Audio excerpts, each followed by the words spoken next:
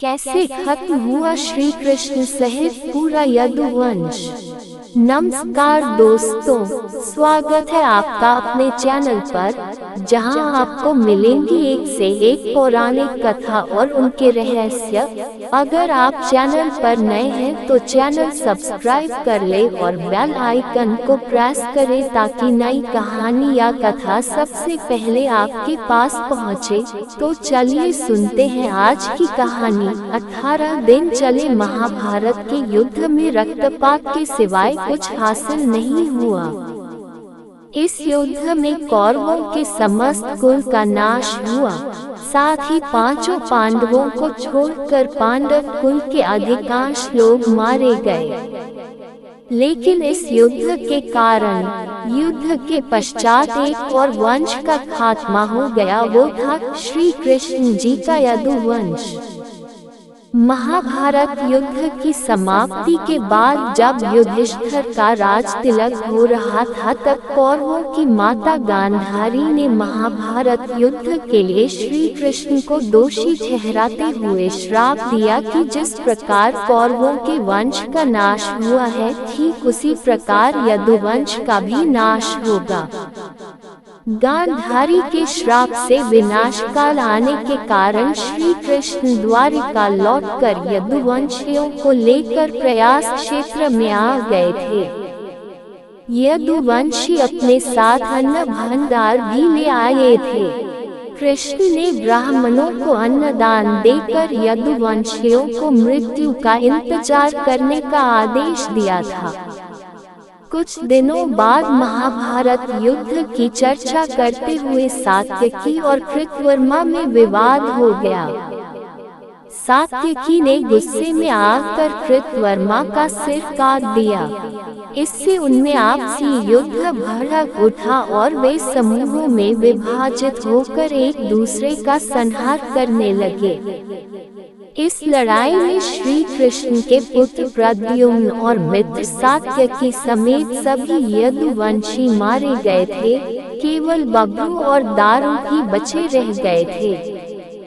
यदुवंश के नाश के बाद कृष्ण के ज्येष्ठ भाई बलराम समुद्र तट पर बैठ गए और एकाग्रचित होकर परमात्मा में लीन हो गए।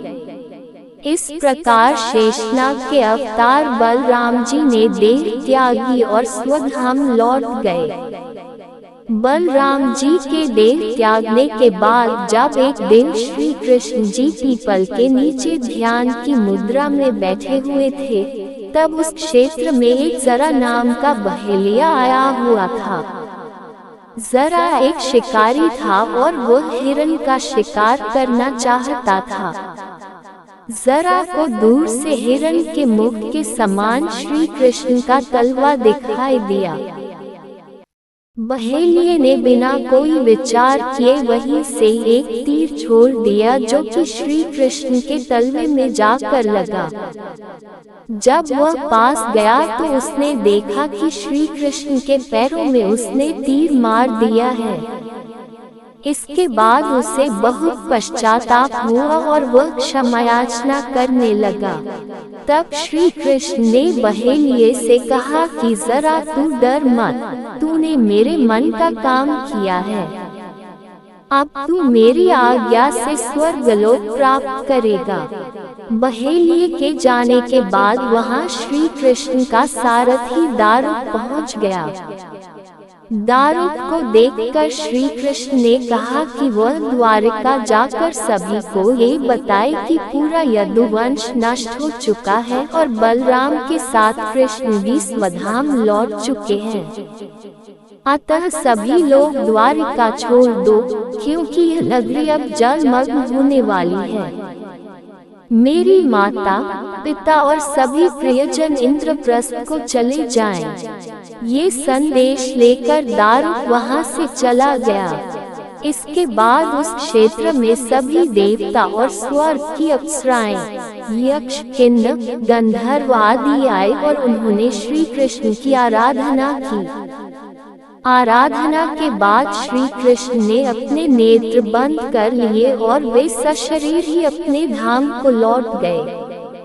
श्रीमद् भागवत के अनुसार जब श्री कृष्ण और बलराम के स्वधाम गमन की सूचना इनके प्रियजनों तक पहुंची तो उन्होंने भी इस दुख से प्राण त्याग दिए।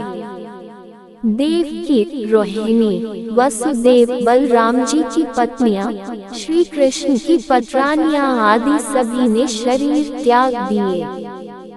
इसके बाद अर्जुन ने यदुवंश के निमित्त पिंडदान और श्राद्ध आदि संस्कार किए। इन संस्कारों के बाद यदुवंश के बचे हुए लोगों को लेकर अर्जुन इंद्रप्रस्थ लौट आए। इसके बाद श्री कृष्ण के निवास स्थान को छोड़कर शेष द्वारिका समुद्र में डूब गई। श्री कृष्ण के स्वधाम लौटने की सूचना पाकर सभी पांडवों ने भी हिमालय की ओर यात्रा प्रारंभ कर दी थी। इसी यात्रा में ही एक एक करके पांडव भी शरीर का त्याग करते गए। अंत में युधिष्ठिर सशरीर स्वर्ग पहुँचे थे। संत लोग ये भी कहते हैं कि प्रभु ने त्रेता में राम के रूप में अवतार लेकर बाली को छुपकर तीर मारा था।